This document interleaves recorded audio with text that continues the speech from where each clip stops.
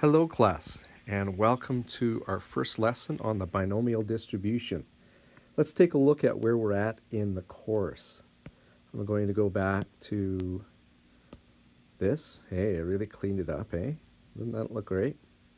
So what we've done is we've taken a look at the two big building blocks.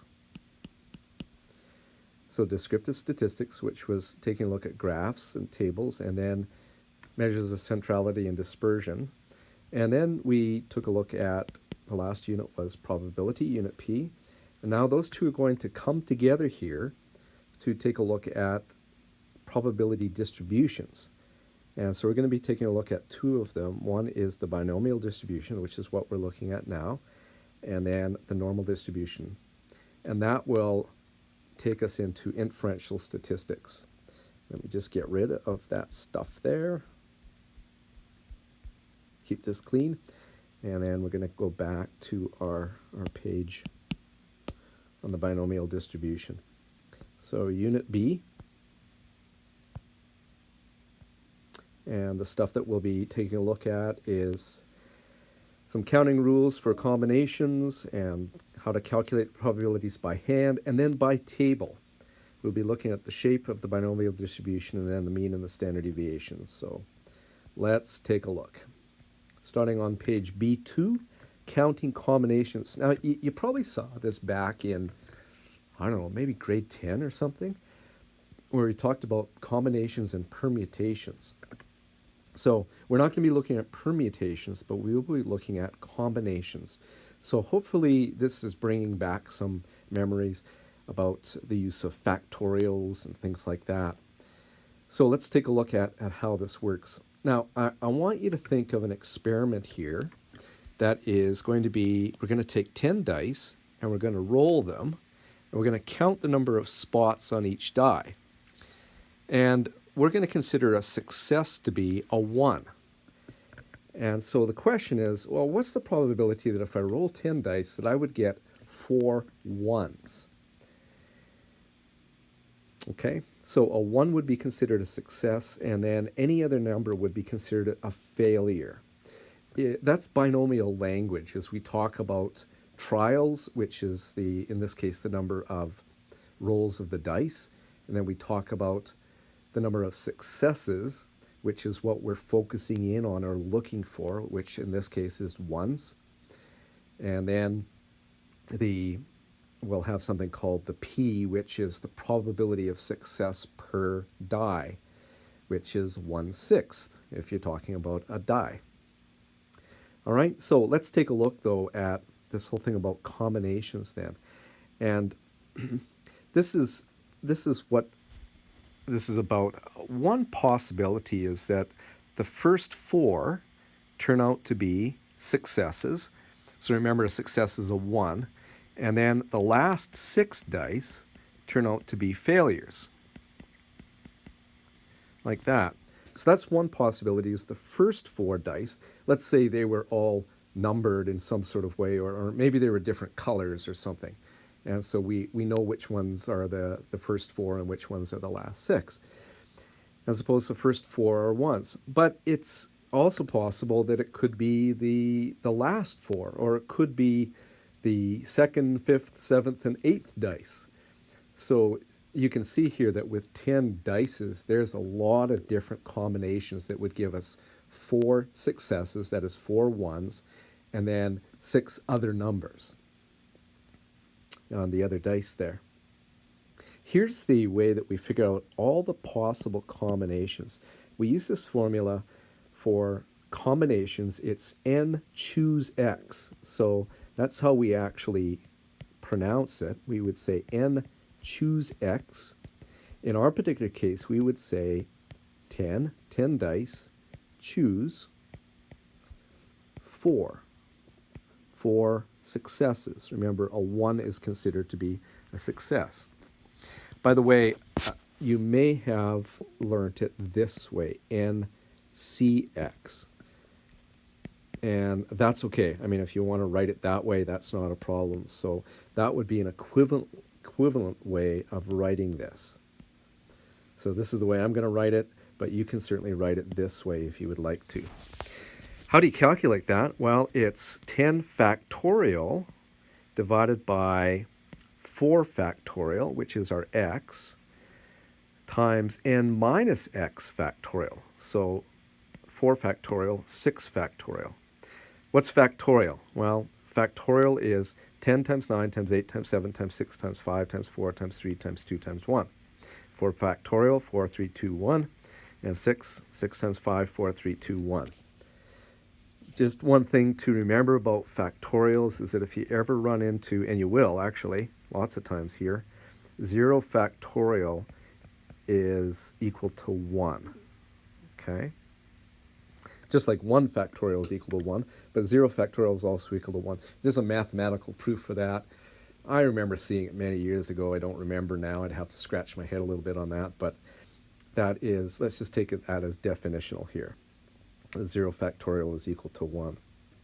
So if we were to figure this out, there's actually 210 different combinations or possible groups that have 4 ones and 6 failures, which would be a 2, 3, 4, 5, or 6. All right, let's take a look at another example here. The people, and we'll just call them A, B, C, D, and E. And so write out all 10 possible groups of 3 people each.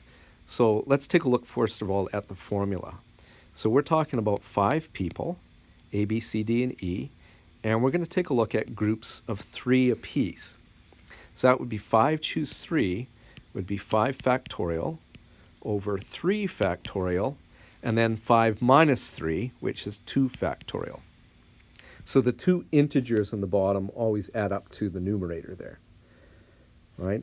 But they're factorials, so it's going to be 5 times 4 times 3 times 2 times 1 over 3 times 2 times 1, and then 2 times 1.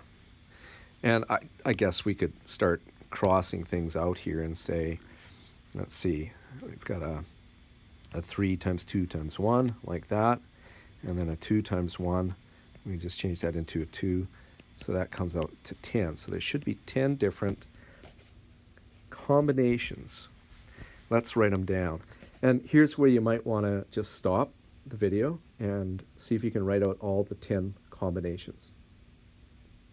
Okay, I'm going to assume that you've done that. And this is what we should end up with. So ABC, ABD, ABE, ACD, ACE,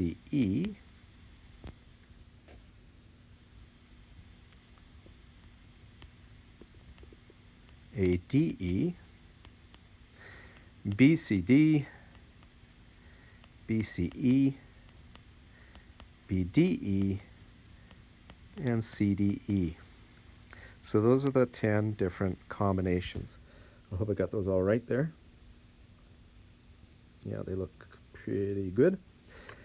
One thing to note, remember, is that we're not talking about permutations. So you could, of course, write ABC as ABC or BAC or BCA or ACB or CAB or CBA, and those are all one combination of A, B, and C. So think of it as 3 people, A, B, and C. We don't really care how they're standing in a line or how they're sitting in chairs or what order. It's just that combination of people here. So we're not interested in permutations, only the combinations, A, B, and C. It doesn't matter the order that they're in, just that combination. All right, let's take a look at this particular one down here. How many small groups of 2 persons each can be selected from a larger group of 8 persons?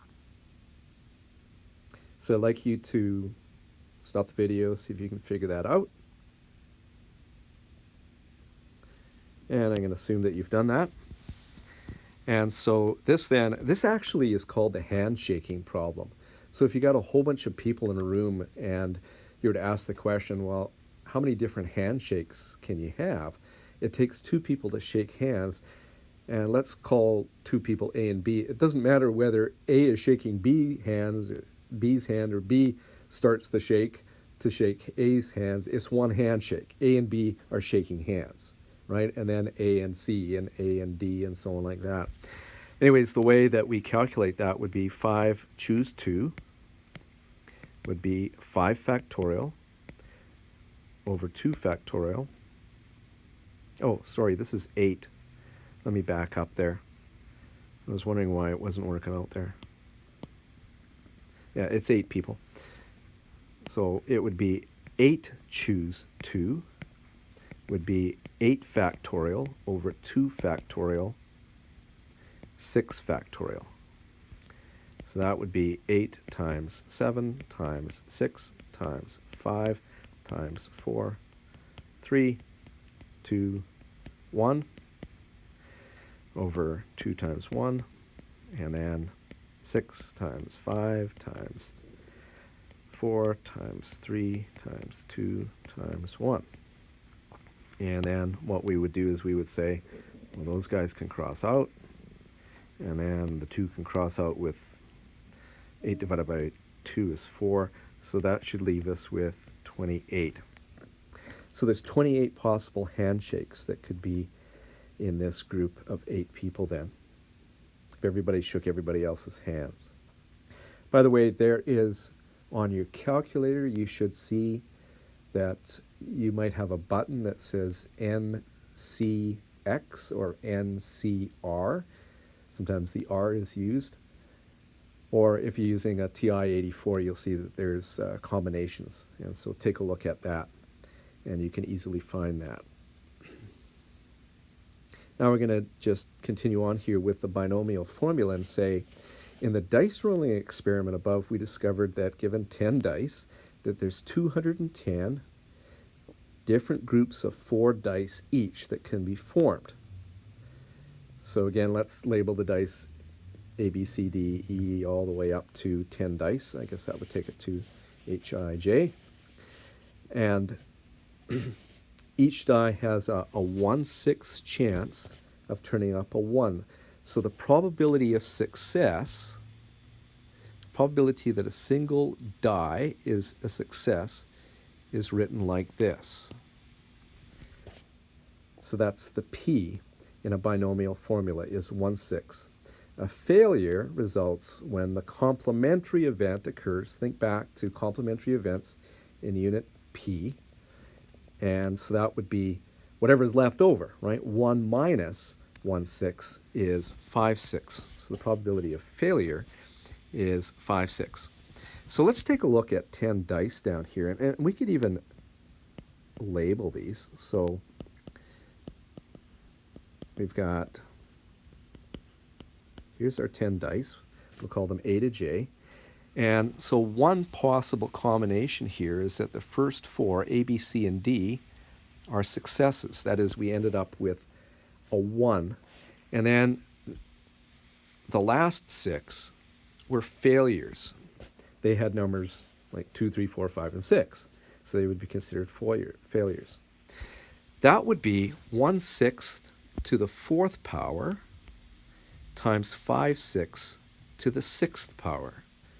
Or generically, we would say P, remember P was the probability of success, to the X power, where X is going to be the number of successes in N trials. So the number of 1s in 10 rolls of the dice, times 1 minus P to the N minus X power. So for our particular dice experiment, that's what we're looking at. So of course, this works then for any X. If we're looking at 3 successes, then we would replace the X with a 3 and the N minus X with a 7.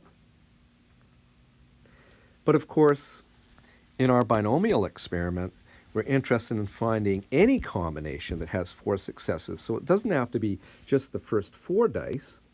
And what we determine then is that there's 10 choose 4 or 210 different combinations that would give us 4 successes and 6 failures. So the generic formula that we use, this is called the binomial formula, is this guy here, and it's the probability of getting n successes in n x successes in n trials is n choose x times p to the x times 1 minus p to the n minus x. That looks kind of ugly, but we're going to work through some problems here. And I think I'm going to end it there, and we will pick up page B4 later. So we're going to end at B3 on this one.